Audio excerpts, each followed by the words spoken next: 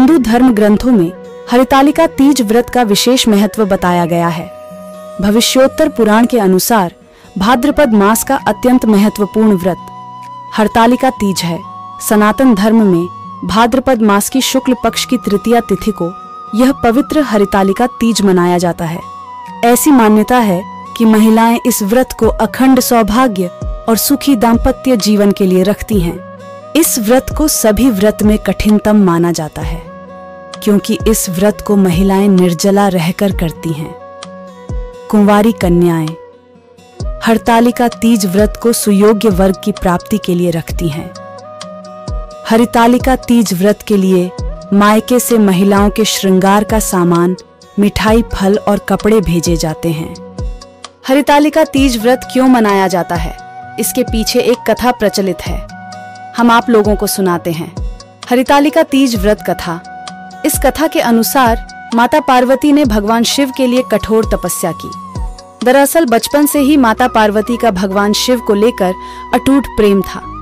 माता पार्वती अपने कई जन्मों से भगवान शिव को अपने पति के रूप में पाना चाहती थी। इसके लिए उन्होंने हिमालय पर्वत के गंगा तट पर बचपन से ही कठोर तपस्या शुरू की।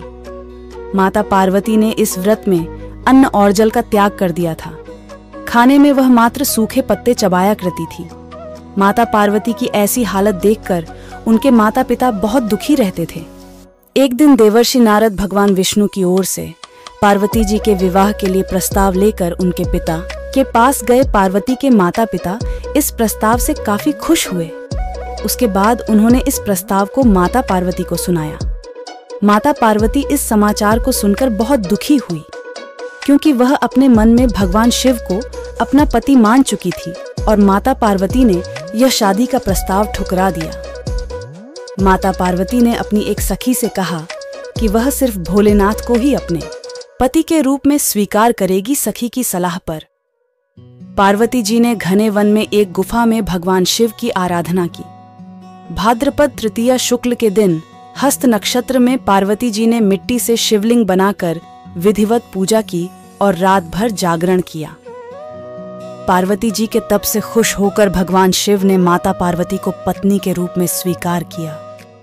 कहा जाता है कि जिस कठोर तपस्या से माता पार्वती ने भगवान शिव को पाया, इस तरह इस व्रत को करने वाली सभी महिलाओं की सुहाग की लंबी उम्र हो और उनका वैवाहिक जीवन खुशहाल रहे। माना जाता है कि जो इस व्रत को पूरे विधि विधान और श्रद्धा पूर्वक करती हैं, उन्हें इच्छा अनुसार वरदान की प्राप्ति होती है। अब जानते हैं हरितालिका तीज व्रत की पूजा विधि के बारे में। हरितालिका तीज व्रत में श्री गणेश, भगवान शिव और माता पार्वती की पूजा की जाती है। इसलिए इस व्रत को करने वाली स्त्रियों को चाहिए कि ब्रह्म मुहूर्त में जागकर नित्य कर्मों से निवृत्त होकर तिल एवं आंवले की चूर्ण के साथ स्नान करें। नवीन वस्त्र या साफ सुथरा वस्त्र धारण करने के बाद पवित्र स्थान पर आटे से चौक पुरकर केले का मंडप बनाकर गणेश, शिव, पार्वती की प्रतिमा पूर्व की ओर मुंह करके सर्वप्रथम संकल्प लें, जो मन में इच्छा हो। फिर उपलब्ध सामग्री के साथ पूजन करें। सबसे पहले मिट्टी से तीनों की प्रतिमा बनाएं और भगवान गणेश को तिलक करके दूर्वा अर्पित करें।